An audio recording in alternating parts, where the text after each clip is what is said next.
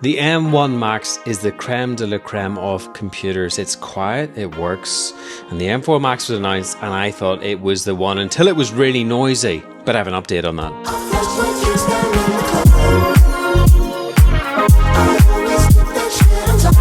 Hello and welcome to today's video where I'm going to speak about my previous video and also give you some more information about the M4 Max. My M4 Max, when I got it, was incredibly noisy, and if you haven't watched my first video, this is how noisy it was. They're pretty loud. My M1 never made sounds just like this. This video isn't just I'm moaning about something. This is my real world experience where I loved my M1 Max and I wanted to have a similar experience with a more powerful machine. I'm not a YouTuber per se. I don't do these massive videos on tech reviews, etc. So don't think this is what this is. It's a real world experience where I want to share what that is. And I appreciate that it's going to garner some criticism, and feel free to critique all you like, but these things in terms of my editing process, and I'm sure if it matters to me, it'll also matter to you. The spec on this Mac was here, which is the most expensive one you can get. I put 64 gig of RAM in there, and I also put a 2 terabyte hard drive just for good measure. What shocked me was how noisy the fans were and how quickly they kicked in. It made me really concerned because the M1 wasn't like that, and I do like a quiet environment. I run it in clamshell, and yes, I've seen the comments from the previous video, open it up, but that's not how I like to work. I expect a £5,000 machine to work the way I want it to, considering the M1 Max has worked for the last 4 years in a wonderful way. So there was lots of comments, lots of suggestions, lots of helpful tips. S-Vault was one option about getting a cooling docking station, which I did. But actually, I reached out to Apple and I shared the video with them, and I had a tech contact me and log into my machine. And it turns out that machine was faulty. So that M4 Max, when those fans kicked in, that shouldn't have happened the way it did. So I ordered another one. A duplicate, except for the Nanoscreen. And I know in my previous video I said I don't need it, but actually I'll show you why maybe I did need it. The new machine arrived yesterday and I swapped everything over. So I had 2 duplicate machines and I ran the same Lightroom process. And this is how it sounded.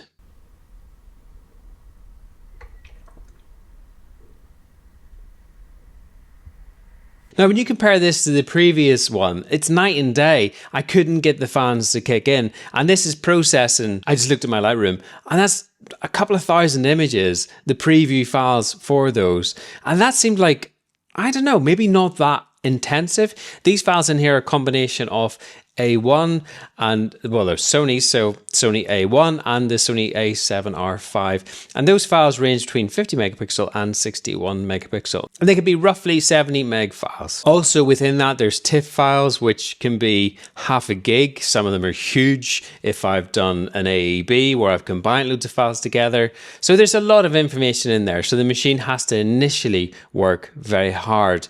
Now, on the one that was deemed faulty, that was too demanding. But on the new one, it was silent. And it brought joy to my heart because the M4 Max is actually the upgrade I've been waiting for. I felt this was too good to be true, that this machine could be silent. So I went into my Lightroom and I selected this little monkey, which actually I took quite a lot of pictures of him, and I wanted to select him and select a mask and do some alterations and various things, and then copy it to roughly, I think it's 45 to 50 photographs. And these are big files. So these are A7R5 ones, Sony A7R5, 70 megabytes roughly each. And there's a lot of information that has to happen here. And it was still quiet. But not only was it quiet, it did it fast. And I mean, faster than I've experienced, obviously, on the M1 Max, which really excited me that now I have finally got to the point where this machine is the one. It's the 4, not the 1.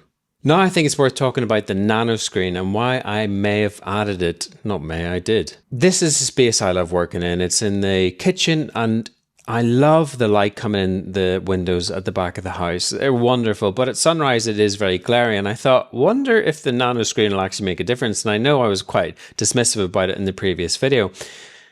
And I wasn't sure. And then I tested this. This is the first time that I tested this morning. And what a difference. You can see the sunrise is not, it just doesn't have that glare, that reflection, that sharp reflection. So it's really diffused, exactly what the Nanoscreen does. So it diffuses and splits the reflection so it's not as harsh. And it makes it so much easier to work. I was recently in Uganda and they had wonderful sunshine, but again, it's very glary, and the places and spaces I was working in, it was quite hard to get that visual on the screen. I didn't really think that much of it. I just accepted it and did it. But now I've seen the Nanoscreen, honestly, it is so good, and I'm so happy with it. I don't run any tests on it or try and push it.